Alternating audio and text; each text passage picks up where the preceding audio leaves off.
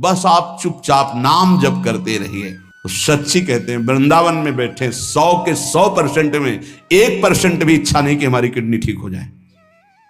इससे बड़ा साक्षी हम नहीं दे सकते, क्योंकि वृंदावन हमारा प्राण सर्वस्व जीवन है। कई लोग ऐसे आए कि मैं डिप्रेशन में था, जब से प्रवचन सुना राधा राधा जपा सब खत्म हो गया। बाहर से सुनकर राधा राधा खत्म हो जाए, अगर आपको कहीं ऐसा है इसका मतलब आप बात ही नहीं सुन रहे, नाम ही नहीं जप रहे। अगर आप मान ले तो निर्विघ्न आपका समय जाने लगेगा। 24 घंटे में एक बार आपकी कुटिया में ताली या मंजीरा बजना चाहिए और जोर से नाम होना चाहिए, राधा राधा या राधा वल्लभ श्री हरिवंश, या जो और अन्य उपासना वाले हैं अपने उपास्य देव का नाम कीर्तन। नाम का विस्मरण होना मृत्यु समझे उपासक। नाम को पकड़ लीजिए। कह रहे अवशेषानाप यन्नाम कीर्तते सर्व पातकै, कोई भी अपराध कोई भी पाप नहीं बचेगा, नाम सबका नाश कर देगा। बस जपते रहिए। जैसे सिंह के सामने दहाड़ में न हिरन टिकता है न कोई भेड़िया टिकता है, सब भागते नजर आते हैं, ऐसे ही राधा राधा राधा तो अपराध पाप दुर्वासना सब भाग जाती है हृदय से, हृदय निर्मल हो जाता है। पर निरंतर दीर्घ काल, श्री पातंजलि जी कह रहे सातु दीर्घ काल निरंतर सत्कार सेवितो दृढ़ भूमि, आदर सहित दीर्घ काल तक निरंतर जपा जाए। यदि कहीं भावपूर्वक नाम जपा जाए तो बहुत जल्दी नाम का प्रकाश हो जाए। पर भाव न हो तो चिंता मत करना, भाव कुभाव अनखालसहु नाम जपत मंगल दिस दसहु। पर यहां कहने यदि भावपूर्वक जपा जाए तो आंसू निकलने लगेंगे, राधा राधा राधा, और रोने का मन होगा। ऐसा आपसे पूछा जाए क्यों रो रहे हैं तो आपके पास कोई उत्तर नहीं होगा कि मुझे कुछ याद आ रहा है या किसी या कुछ नहीं, आप उत्तर नहीं दे पाएंगे, बस आंसू चल रहे हैं। सर्वोत्तम साधना नाम की, जैसे धातु को शुद्ध करने के लिए अग्नि में डाला जाता है, जलाकर मल रहित कर देती है, ऐसे नाम से एक अग्नि पैदा होती है, साधक उसको सहे। जब अग्नि जैसे होती तो ताप होता है, ऐसे नाम जपने से हृदय में एक जलन पैदा होगी जो तुम्हारी दुर्वासनाएं छुपी हुई उनको भस्म करेगी। उस समय आप विचलित मत होइएगा, गंभीर धैर्यपूर्वक उस ताप को सह लीजिएगा। विश्वास कीजिए अनंत जन्मों की जलन मिट जाएगी अगर सह गए। अगर मनुष्य नाम के बल से इस जलन को सह जाए तो फिर नरक यंत्रणा, मां के गर्भ में जाना, ये सब खत्म हो जाएगा। देखो हम बड़े बड़े कष्ट सहने के लिए तैयार हो जाते हैं जब हमें पता हो जाता है कि अब हमको ऑपरेशन करवाना ही पड़ेगा। अब फिर राजी हो जाते हैं, पैसा दे देते हैं, दस्तखत कर देते हैं कि यदि हम मर जाएं तो आपका कोई दोष नहीं। क्यों? अब वो पीड़ा हटानी है। हो सकता है महीनों बिस्तर में हमें, हो सकता है इन्फेक्शन भी हो जाए, परेशान, पर ऑपरेशन करना ही पड़ेगा। ऐसे ही मान लीजिए अब ये ऑपरेशन करना ही पड़ेगा। जन्म जन्मांतरों से हमारा भव रोग बढ़ चुका है, अब ऑपरेशन के लिए तैयार हो जाइए। ऑपरेशन के लिए तैयार क्या होता है? चीड़ा फाड़ा जो लगेगा, सुन्न का सुई लगेगा, बड़ा कष्ट सहना पड़ेगा, महीनों बिस्तर में पड़े रहना पड़ेगा, पर हम वो करेंगे अब, क्योंकि इस रोग से निवृत्त होना है। ऐसे ही हमको विकारों से जलना पड़ेगा, हमको प्रियजनों की भावनाओं से बचना पड़ेगा, हमको अपनी प्रिय भावनाओं से बचना पड़ेगा, हमको अकेला पूरे विश्व से युद्ध करना पड़ेगा, तब भव समुद्र से पार होता है। भव रोग से क्या अकेला? इस मार्ग में कोई किसी का सहयोगी नहीं होता, पक्का समझना। आपको स्वयं लड़ना होगा, क्योंकि अंदर का विषय होता है। बाहर तो हजारों लोग मित्र हैं, लेकिन मेरी अंदर की सामर्थ्य हमको बचाएगी। बाहर की सामर्थ्य जन समुदाय की नहीं बचाएगी। हमारे अंदर कोई वृत्ति आ रही हो, अंदर का भजन बचाएगा, बाहर का नहीं। एक एक वृत्ति आपको सुधारनी, आपको लड़ना होगा। पर आप अगर निश्चय कर ले तो आप लड़ सकते हैं, क्योंकि आप हरि के अंश हैं, आप में सब सामर्थ्य है। देखो लगता है कि एक सुई लगती है तो लगता है हम नहीं सह पाएंगे, भारी से भारी जब कष्ट आए तो सब कोई सह जाता है। ऐसे जीवन में सबके कष्ट आते हैं। बहुत सामर्थ्य है आप में, आप बहुत कुछ सह सकते हैं, आप टूटिएगा नहीं। जैसे प्रलयाग्नि प्रकट होती है तो सबको भस्म कर देती है, ईंट आदि सब द्रवित हो जाते हैं, सब कुछ द्रवित, भयंकर अग्नि में सब द्रवित हो जाते हैं, सब राख हो जाते हैं। ऐसे कह रहे हैं जब नाम जपते जपते तुम्हारी नाम में रुचि हो जाएगी तो युग युगांतर से जो तुम्हारे पाप के संस्कार अंदर हैं, एक दिन के हैं, एक दिन के हो तो खत्म हो जाएं, युग युगांतर से वो अंदर नाम अग्नि पैदा करेगा कि सब भस्म हो जाएंगे। बस आप चुपचाप नाम जप करते रहिए, गोविंद गोविंद कृष्ण कृष्ण हरि हरि। यदि अज्ञान से तुम्हें कुछ पता नहीं नाम का क्या प्रभाव है, क्या लाभ मिल रहा है नहीं मिल रहा, पर संत ने कहा है, सत्संग में सुना है, अब तो नाम जपेंगे। पुण्य श्लोक भगवान श्री हरि का नाम, प्रियाजू का नाम आप जपने लगे, आपका मंगल हो जाएगा। सच्ची मानिए, यदि आप चाहेंगे नाम जप से तो रोग को मिटा देंगे, चाहेंगे तो। पूरे धन्वंतरी जी ने आयुर्वेद का शोध करके देखा तो जो औषधियों में शक्ति पाई गई उससे लाखों गुना बढ़ करके रोग मिटाने की शक्ति भगवान के नाम में पाई गई। जैसे किसी वैज्ञानिक कैंसर के विशेषज्ञ जब उन्होंने सरकार की बात सुनी कि दतून करते हैं ऐसे, तो उन्होंने कहा इसका विज्ञान सपोर्ट नहीं करता है, क्योंकि विज्ञान प्राकृतिक बुद्धि का सपोर्ट करता है। भजन बल से वो किसी के रोग नष्ट नहीं करते थे, बहुत दैन्यता से वो रोग, तो दया आ गई, करुणा आ गई, उस रोग को अपने ऊपर ले लिया और उसके रोग की निवृत्ति कर दी। जैसे भाई जी को करुणा आई, राधा बाबा के रोग को अपने ऊपर ले लिया, उनको रोग की निवृत्ति कर दी। ऐसे महापुरुष जन कर नाम से वो अपने रोग नहीं मिटा सकते थे क्या? अपना पैर कटवा लिया, अपना नहीं करते, क्योंकि लिया है उन्होंने स्वीकार। यही तो संत महापुरुषों की महिमा गाई गई है कि वो दूसरों के लिए अपने कष्ट को बढ़ा देते हैं और उनको पता नहीं है, उनको पता भी नहीं चल। राधा बाबा को तो श्री कृष्ण चंद्र जी ने कहा कि जो भाई जी महीनों से अस्पताल में पड़े, ठीक नहीं हो रहे, वो आपका प्रारब्ध भोग रहे। तब बाबा जाकर के बोले, भाई जी ने कहा क्यों व्यर्थ की बात। जब उन्होंने कहा नहीं श्री कृष्ण ने कहा है, तो उनका बाबा हमें कोई फर्क नहीं पड़ता, लेकिन आपको फर्क पड़ जाता, इसलिए हमने प्रारब्ध को आपके स्वयं ले लिया है। अब आप एक प्रसंग पर ध्यान दीजिए, महाप्रभु चैतन्य देव के। जब तीर्थ याटन में महाप्रभु चैतन्य देव विचरण कर रहे थे तो एक नगर में गए, जहां जाते थे हजारों लाखों लोग उनके दर्शन के लिए दौड़ पड़ते थे। महाप्रभु साक्षात प्रेम मूर्ति, और भगवान करुणा करके ऐसे रूपों में आते हैं जगत मंगल करने के लिए। हरि बोल, तो पूरा समुदाय भावावेश में हो जाता, हरि बोल, मोर प्राणनाथ कृष्ण, अश्रुप्रवाह तो सब विकल हो जाते। जैसे भरत जी चित्रकूट में सिया राम, तो पूरा चित्रकूट मानो सिया राम में हो गया हो। उस नगर के लोग परमानंद का लाभ लिए, महाप्रभु चैतन्य देव चल दिए।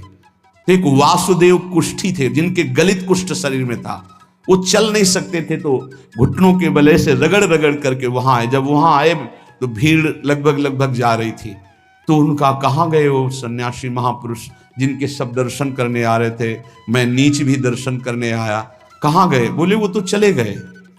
बहुत विकल हुए, रो पड़े कि वैसे ही दुर्दशा भोग रहा हूं, एक बार नाम सुना था, दर्शन पाने के लिए आया, वो तो चले गए, हाय अब कैसे, मैं चल भी नहीं सकता, दौड़ भी नहीं सकता। इतनी विकलता कि महाप्रभु एकदम खड़े हो गए और दौड़ पड़े वापस, और लौट करके आए। ओ जे देखा सामने गौर वर्ण गौरांग महाप्रभु, चिल्ला कर रो पड़े, अरे करुणा में प्रभु। बोले सिर्फ आपके लिए आया हूं, सिर्फ आप। अब आप देखिए, महाप्रभु ने पकड़कर खड़ा किया, वो रो रहा, छुओ मत, मेरे शरीर में पीप है, दुर्गंध है, प्रभु मैं नीच हूं, छूने लायक नहीं। प्रभु ने खड़ा किया और ऐसे जीव ही गले से लगाया, वो तो चीख पड़ा, प्रभु आपके इस परम पावन देह के स्पर्श लायक ये दे नहीं, नाथ आपके शरीर में पीप लग जाएगी। महाप्रभु ने बिल्कुल नहीं सुना और ऐसे गले से लगाया और कहा, तुम्हारे स्पर्श से श्री कृष्ण के आलिंगन का सुख मिल रहा है। जे भी आंख खोलकर वासुदेव कुष्ठी ने देखा तो कहीं कोई कुष्ठ नहीं। वैज्ञानिक मानेंगे इसे? आप चैतन्य चरित्र में पढ़ लीजिए, जे भी महाप्रभु चैतन्य देव ने आलिंगन किया, एक भी कुष्ठ का दाग नहीं रह गया। क्या हुआ? कृष्ण नाम का प्रभाव। एक आत्महत्या करने जा रहे थे, गलित कुष्ठता, भाई जी के पावन चरित्र में पढ़ लीजिए। तो कंबल ढके हुए वो उनको किसी ने कहा कि मरने से पहले एक बार भाई जी के पास चले जाओ, ऐसे महापुरुष के दर्शन करके ही मरो जब तुम्हें मरना ही है तो। पर एक बार उनका उद्देश्य था कि भाई जी के पास जाएगा तो इसका विचार बदल जाएगा, आत्महत्या का जो है ये विचार नहीं रहेगा। भाई जी ऑफिस में थे, किसी ने कहा कोई बहुत अपने शरीर को ढके हुए केवल आंख दिखाई दे रही और रो रहा है, कह रहा है एक बार भाई जी के दर्शन करा दो। भाई जी तत्काल भावावेश में हो गए और बुलाया, हाँ क्या सेवा करे, क्या बात, आप क्यों रो रहे हैं? उन्होंने कहा कि प्रभु मैं बहुत पापी और नीच हूं। नहीं नहीं भाई ऐसा मत बोलो, क्या बात है, आप कंबल से अपना मुख क्यों ढके, हटाइए। तो जे भी हटाया तो घाव पीप पूरे शरीर में, गलित कुष्ठ, पापों का बड़ा भारी दंड। सहम गए देखकर भाई जी। उनका नहीं नहीं कोई बात, बोले बस मैं आपके दर्शन करके आत्महत्या करना चाहता हूं, कोई भी मुझे कहीं समाज में कोई ठौर नहीं, सब मुझे घृणा की दृष्टि से देखते हैं, इसलिए मैं अपने भाई जी ने कहा नहीं नहीं तुम्हारे ऊपर श्री कृष्ण की कृपा है, ऐसे जे भी आलिंगन किया कुष्ठ गाय, चरित्र में पढ़ ले। क्यों? क्योंकि नाम जप है, संकल्प किया उसके संपूर्ण पाप नष्ट हुए, भस्म हुए, रोग गायब। रोग कहां से होता है? पाप का दंड है, रोग खत्म हो गया। कितना भी बड़ा रोग हो जो किसी और औषधि से न खत्म हो रहा हो और नाम जब किया जाए और संकल्प कर दिया जाए कि ये रोग ठीक हो जाए, तो हरिनाम औषधि से बड़ा असाध्य रोग भी ठीक हो जाता है। बोले कर लो अपनी किडनी ठीक, बीमार तो हो आप। तो सच्ची कहते हैं वृंदावन में बैठे 100 के 100% में 1% भी इच्छा नहीं कि हमारी किडनी ठीक हो जाए। इससे बड़ा साक्षी हम नहीं दे सकते, क्योंकि वृंदावन हमारा प्राण सर्वस्व जीवन है। 1% 100 में नहीं कि ठीक हो जाए, जैसे चला रहे वैसे चलाओ। अब इससे हमें ठीक होने का तात्पर्य नहीं, क्योंकि जो ठीक होना चाहिए वो ठीक हो गया। हम भले हैं, बुरे हैं, नीच हैं, अच्छे हैं, जैसे हैं, अपनी प्रियाजू के ठिकाना मिल गया गोरे चरणारविंद का, इसलिए इसकी जरूरत नहीं है। आप चाहे 100 वर्ष रखो, चाहे 1 सेकंड में इसको बुला लो, कोई परवाह नहीं इसकी। 100 गोपाल शास्त्र नाम का रोज पाठ करते थे, गिरिराज जी की परिक्रमा करते थे, पूरा जीवन हो गया था। और पैरालिस आधे शरीर में उनके हो गया, लकवा जिसे कहते हैं, लकवा ही तो कहते हैं हिंदी भाषा। तो हरि बाबा, पूज्य उड़िया बाबा, ये सब जानते थे, इतने बड़े महापुरुष थे। उनके पास गए और कहा बाबा काहे को लीला कर रहे हो, अगर आप संकल्प करो तो पूरे भारत का पैरालिस ठीक हो जाएगा, आप अपने क्यों असमर्थ होकर पड़े हुए हो? तो उनका बाबा विनोद क्यों करते हो? क्या मच्छर मारने के लिए ब्रह्मास्त्र का प्रयोग किया जाता है? अरे ये शरीर छूटेगा आज नहीं तो कल, इसके लिए भगवान नाम और भजन का प्रयोग करें। नहीं, बाबा मुस्कुरा दिए। पर शास्त्रीय सिद्धांत, यदि आप औषधि से भी नहीं ठीक हो रहे हैं, नाम जप कीजिए और संकल्प कीजिए कि ये रोग ठीक हो जाए, पक्का ठीक हो जाएगा। जब उस पाप की नष्ट करने योग्य आपका भजन बन जाएगा, पक्का ठीक हो जाएगा।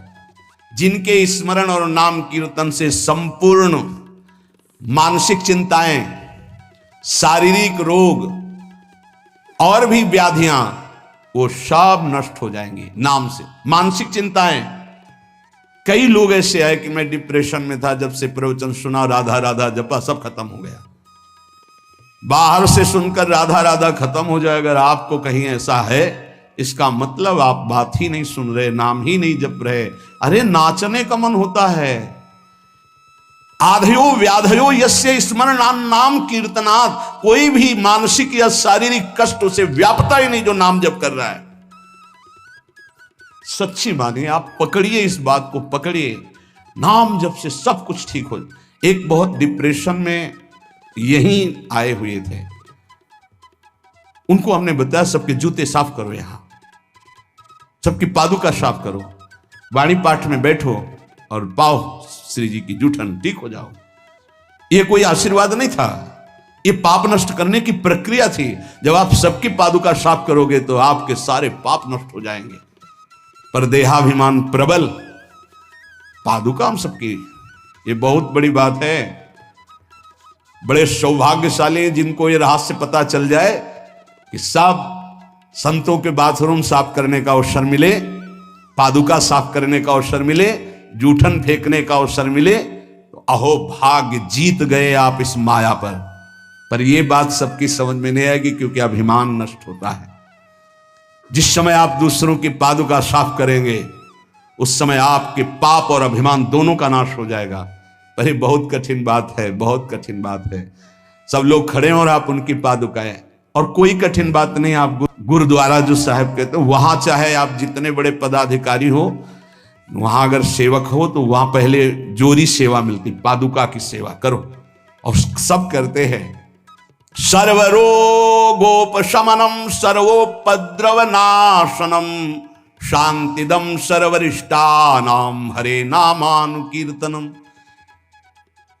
गंगा के किनारे पूज्य हरि बाबा विचरण कर रहे थे तो 10 गांव के लोग एकत्रित होकर आए और कहा, बाबा गंगा जी जब बढ़ती तो पूरा हाहाकार मच जाता है, हमारे खेत बह जाते हैं, गांव पूरा जीना मुश्किल हो जाता है।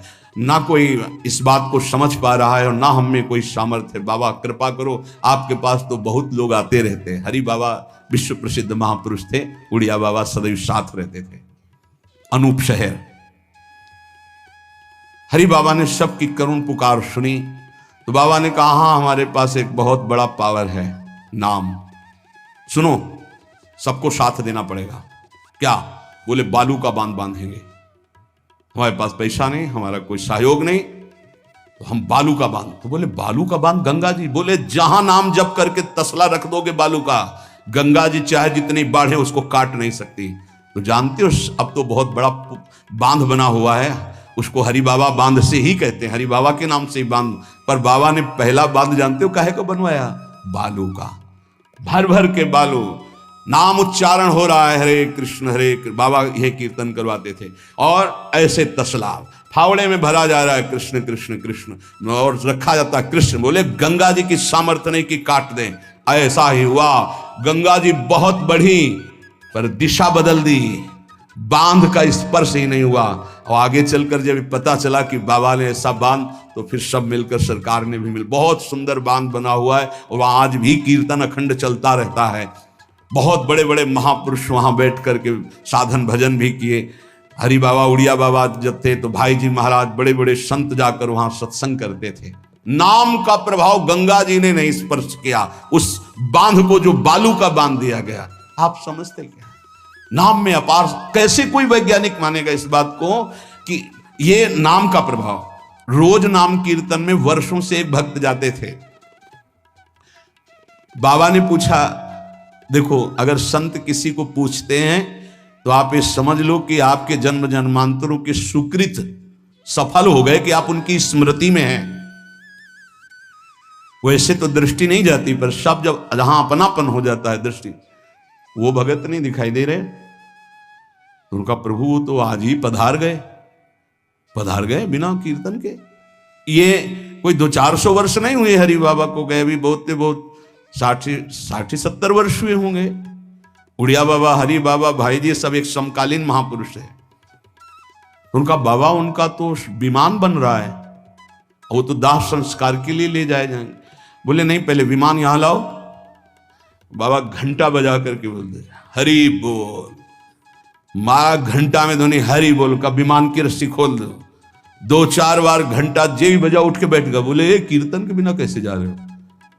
अब आप ये वैज्ञानिक कोई मानेगा? ऐसा कैसे हो सकता है?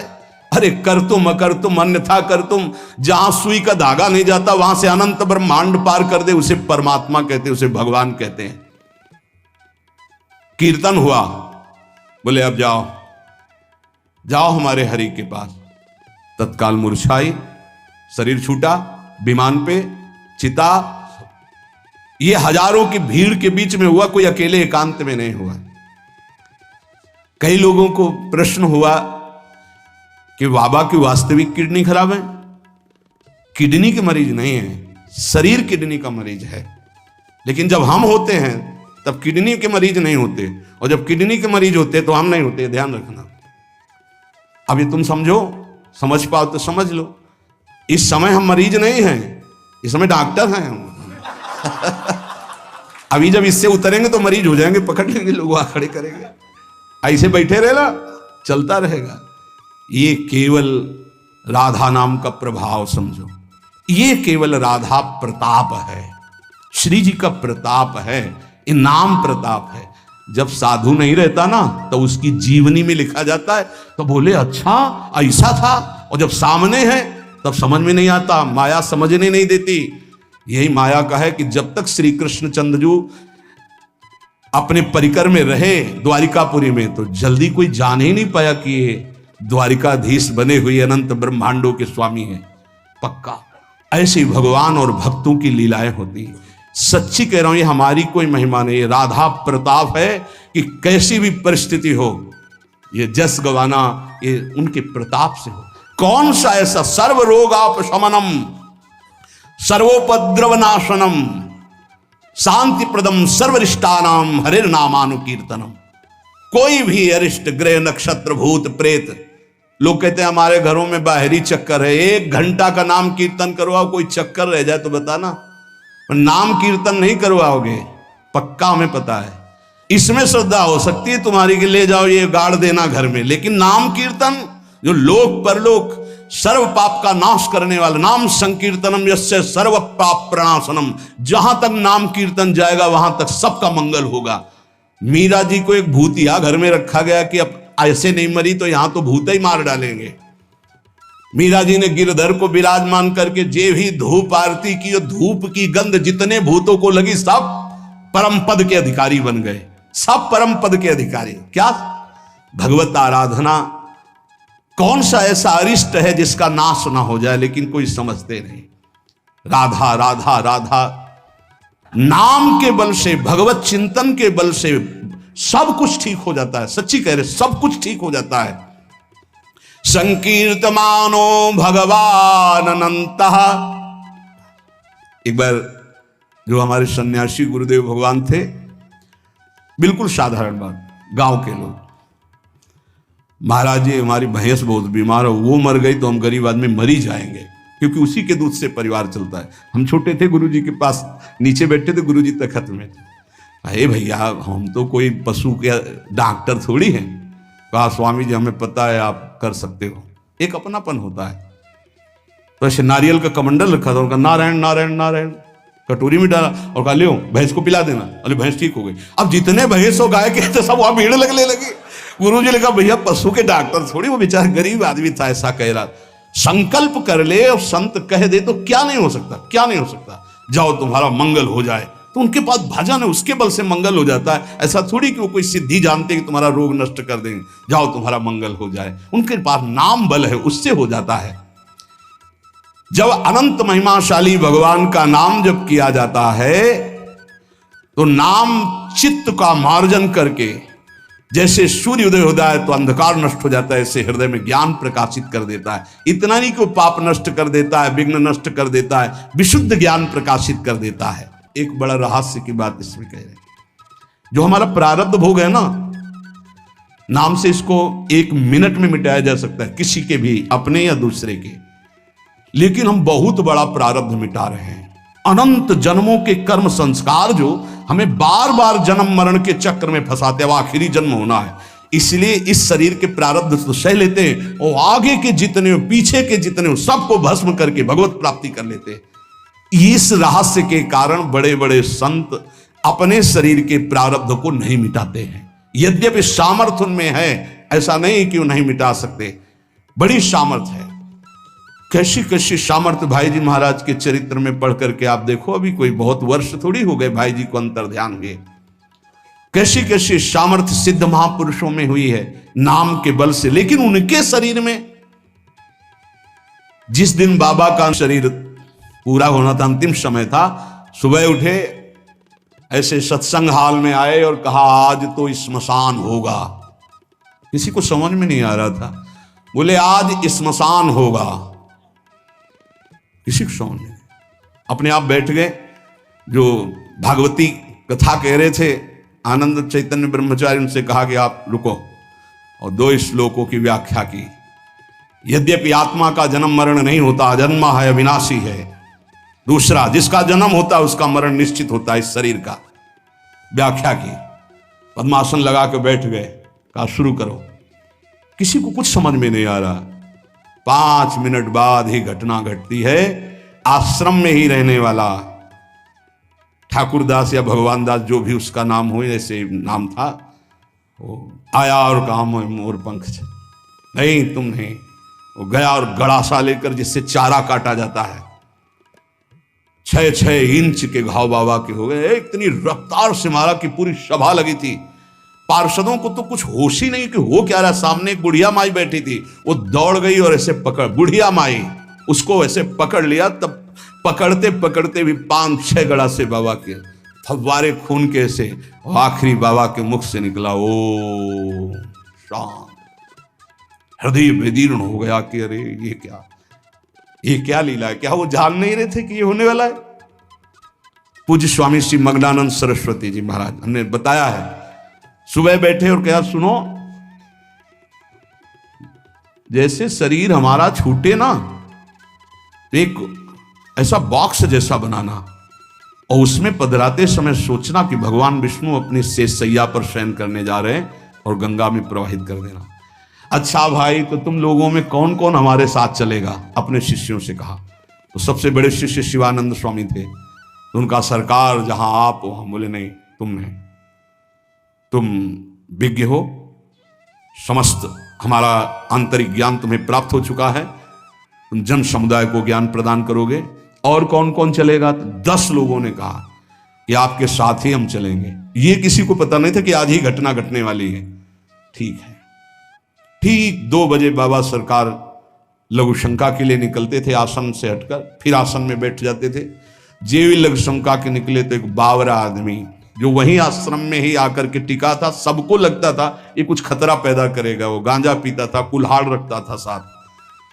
बाबा सरकार रोज अपने भोग से दूध उसे पिलाते थे। जेवी लघु शंका को निकले 8-10 कुल्हाड़ ऐसे महापुरुष के जो अस्थिमात्र हो रहे शरीरा, योग के पुंज एक ही समय में कई जगह पाए गए। ऐसे सिद्ध महापुरुष मग्नानंद सरस्वती जी महाराज एक ही समय में कई जगह पाए गए। बाबा सरकार को लहू लुहान हो गया। आए उस स्थिति में सब अधकटे अंग सिद्धासन में बैठ गए। वो पीछे आया और जिन 10 लोगों ने कहा था साथ चलेंगे, साहब को मार के, और जिन लोगों को बाबा सरकार ने कहा था नहीं, एक भी खरोच उनके शरीर में नहीं आई और भाग गया। मानो काल ही ऐसे, उनको पता था। ऐसा नहीं कि भजनानंदी महापुरुषों को पता नहीं होता कि अब क्या होने वाला है, पर वो भगवान के रहस्य को वैसे ही रखते हैं जैसा भगवान चाहते हैं। क्या पूरे जीवन भर महान तप, परिणाम अंत में तो ये परिणाम थोड़ी है। भगवान करुणा निधान बड़ी प्रसन्न मुद्रा में पीपल के नीचे, बहेलिए ने देखा श्री चरण का तलवा तो ऐसा उसको भ्रम हुआ कि हिरण का मुख और माला तान के बाण भगवान के चरणों में। जो ही नजदीक गया देखा द्वारिकाधीश भगवान कांप गया। भगवान ने कहा मम इच्छा कह दीन दयाल। तुरंत दिव्य विमान आया और उससे कहा इसका फल है कि तुम परम पद में जाओ। और भगवान अंतर्धान हो रहे, निमित्त बनाकर वो सशरीर भगवान अंतर्धान। भजन करने से इसका कोई लेना देना नहीं देता कि शरीर को रोग है, कि शरीर कैसे छूटता है। इतने महामहिम बक्सर वाले पूज्य मामा जी महाराज, अद्भुत संत, जिनको मामा जी ही इसलिए कहा जाता था कि जानकी जी पर दृढ़ भाव था, मेरी बहन है, मेरे बहनोई राम जी हैं। शायद इनमें से किसी लोगों ने दर्शन किए। बहुत ही करुणामूर्ति। अगर कोई वैष्णव झुकता है तो लाठी रख करके प्रणाम करें। हमने काशी में और यहां वृंदावन में भी बड़ी सभा में सर्वश्रेष्ठ सम्मान दिया जा रहा था, और जब उनको बोलने को हुआ तो उन्होंने कहा मां अपने गोद पर बेटे को बैठा लेती तो ये कोई सम्मान बेटे का नहीं होता है, ये मां का दुलार होता है। ऐसे आप सब महापुरुषों ने ऐसी वाणी, ऐसी दैन्यता, और शरीर कैसे पूरा हुआ जानते हो? जा रहे थे भगवत कथामृत पान कराने, गाड़ी का ऐसे राधा अंतिम शब्द था जो पास थे, राधा बरसाने से दर्शन करके गए थे, राधा किस हेतु से कैसे जाते हैं इसका निमित्त नहीं, कहां जाते हैं ये बात है। श्री जी के पास गए। नाम सब साधनाओं की त्रुटि को पूरी कर देता है। इसीलिए कल शाम के बहुत आर्त भाव से कह रहे थे कि 10 मिनट घर में कीर्तन कर लिया करो। आपके कमरे का वातावरण भागवती खो जाएगा यदि आप कीर्तन कर लेंगे। पर सुन लीजिए हमारी बात, माइक से कह रहे हैं तो भी नहीं सुनाई दे रहा है, नहीं सुनाई दे रहा है, इसका मतलब आप कर नहीं रहे। अगर करते हैं तो सुन रहे हैं आप। 10 मिनट आप चाहे गृहस्थ हो चाहे विरक्त हो, 10 मिनट कीर्तन कर लीजिए, आपकी कुटिया का वातावरण भागवतिक हो जाएगा, कोई आपको मानसिक विघ्न नहीं होगा। 10 मिनट कीर्तन कीजिए, अगर आप मान ले तो निर्विघ्न आपका समय जाने लगेगा। 24 घंटे में एक बार आपकी कुटिया में ताली या मंजीरा बजना चाहिए और जोर से नाम होना चाहिए, राधा राधा या राधा वल्लभ श्री हरिवंश, या जो और अन्य उपासना वाले हैं अपने उपास्य देव का नाम कीर्तन। जिस कुटिया में रोज नाम कीर्तन होता है उस कुटिया में कोई भी किसी अन्य के परमाणु हमें विक्षेप नहीं डाल सकते। ये रहस्य की बात है, पर कैसे मानोगे? तुम्हारा मन तुम्हारे ऊपर शासन किए तो हमारी बात नहीं मानोगे। यदि हमारी बात आपके ऊपर शासन कर जाए तो आज से शुरू कर दोगे। आपकी कुटिया में 10 मिनट कीर्तन की ध्वनि होनी चाहिए। जैसे बड़े भाग्यशाली जन हैं, कई वर्ष पहले ये हुआ कि जिस कॉलोनी में रह रहे हैं उस कॉलोनी में कीर्तन होना चाहिए। आज भी कीर्तन, कितना सुख मिलता है जब आसपास ये राधा नाम का कीर्तन करते हैं तो हृदय और 50 लोग पीछे चलते हैं नाम कीर्तन करते हुए, पूरी कॉलोनी में गूंजता है नाम कीर्तन। आप अपनी कुटिया में अपने मंगल के लिए, अपने वातावरण अनुकूलित के लिए, जो आपके दिमाग को भागवतिक बना सके, 10 मिनट नाम कीर्तन कीजिए, मान लीजिए, फिर आप परिणाम देखिए। जोर जोर से नाम कीर्तन कीजिए। नाम से समस्त त्रुटियों की पूर्ति हो जाती है। मंत्र तंत्र तच्छिद्रम देश कालार्ह वस्तुतः सर्वम करोति निश्छिद्रम नाम संकीर्तनम तव। जैसे आप मंत्र जप कर रहे हैं तो आपकी कोई त्रुटि हो गई है, कई तरह की त्रुटि हो जाती है। आप मंत्र जपते जपते कोई बोल दिए, कोई बात कर दिए, निषेध है मंत्र में, जब तक माला पूरा ना हो जाए तब तक नहीं। वैसे भी मंत्र में मान लो कोई शब्द ऐसा जो आप त्रुटि कर दिए हैं, तो जहां आप माला पूरा करें कि 11 माला हो गई, हमारा 21 माला हो गया, तो 5 मिनट नाम कीर्तन करें, तो जितनी भी त्रुटि होगी मंत्र जाप की वो पूरी हो जाएगी। ऐसे ही यज्ञ है, कुछ भी अनुष्ठान है, उस अनुष्ठान के बाद 10 मिनट नाम कीर्तन कीजिए, वो पूर्ण हो जाएगा। कोई भी त्रुटि आपके फल में बाधा नहीं पहुंचा पाएगी यदि नाम कीर्तन हो जाता है हर अनुष्ठान के बाद।